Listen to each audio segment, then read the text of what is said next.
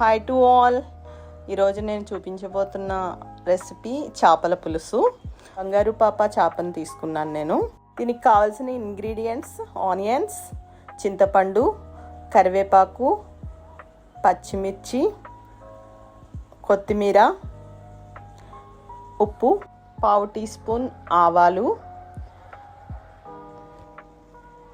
మెంతులు చాలా కొంచెం తీసుకోవాలండి, ఎందుకంటే చేదు వస్తుంది ఎక్కువ తీసుకుంటే, కారం అండ్ పసుపు.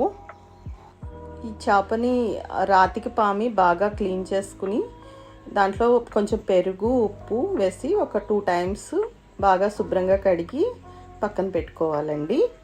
ఈ చేపల పులుసుకి స్టార్ ఇంగ్రీడియంట్ మామిడికాయ అండి. ఇలా పెద్ద పెద్ద ముక్కలుగా కోసుకుని ఓ పక్కన ఉంచుకోవాలి. పుల్లగా ఉన్న మామిడికాయని మాత్రమే తీసుకోవాలండి ఈ పులుసుకి.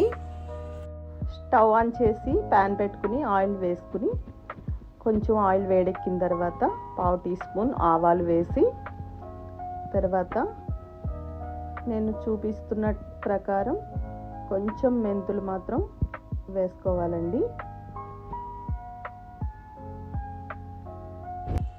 అవి 2 minutes మాత్రమే వేయించుకోవాలండి.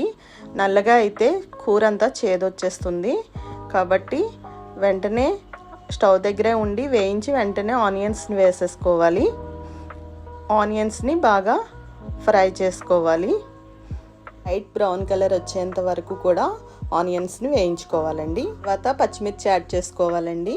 పచ్చిమిర్చి వేసుకున్న తర్వాత మళ్ళీ ఫ్రై చేసుకోవాలి కొంచెం బ్రౌన్ కలర్లో మారేంత వరకు.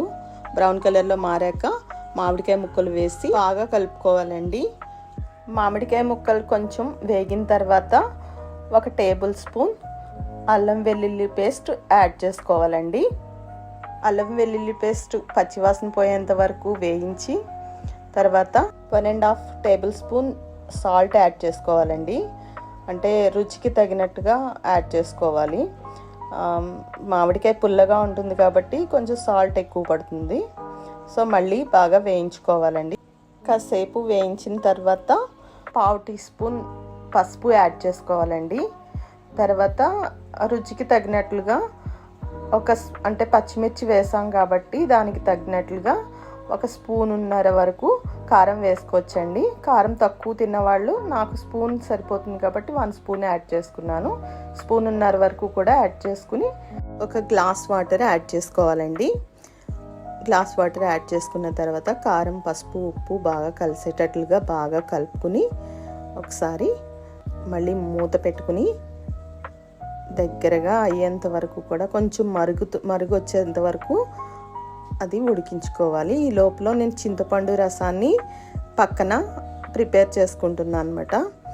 తర్వాత ఇది మూత పెట్టేస్తున్నాను.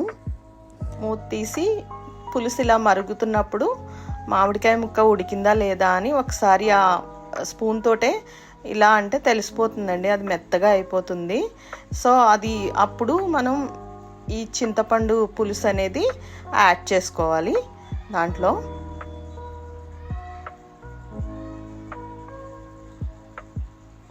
చింతపండు పులుసుని యాడ్ చేసుకున్న తర్వాత ఒక్కసారి మాత్రం గరిటెతో ఇలా కలిపి మళ్ళీ మూత పెట్టి దగ్గరగా అయ్యేంత వరకు కూడా మరిగించుకోవాలండి. ఇదిగో ఇక్కడ ఎలా అయితే మరుగుతుందో అలా మరుగు రావాలి. అలా మరుగుతున్నప్పుడు మనం ఉప్పు చూసుకోవాలి.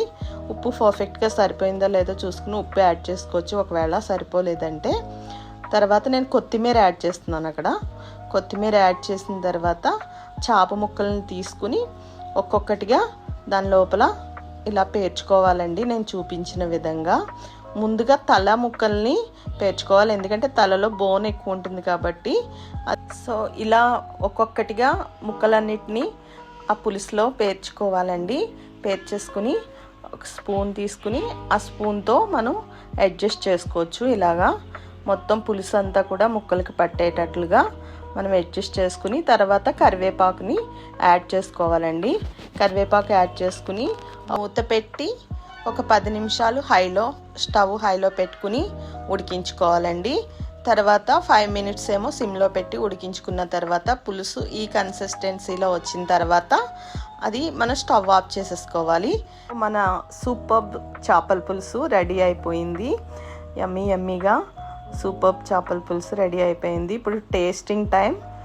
సో నేను చేసే స్టైల్లో చేపల పులుసు ఒకసారి ట్రై చేయండి, చాలా బాగుంటుంది. మరిన్ని వీడియోస్ కోసం ప్లీజ్ సబ్స్క్రైబ్ చేయండి, షేర్ చేయండి, లైక్ చేయండి. ఇంతటితో ఈ వ్లాగ్ ముగించేస్తున్నా.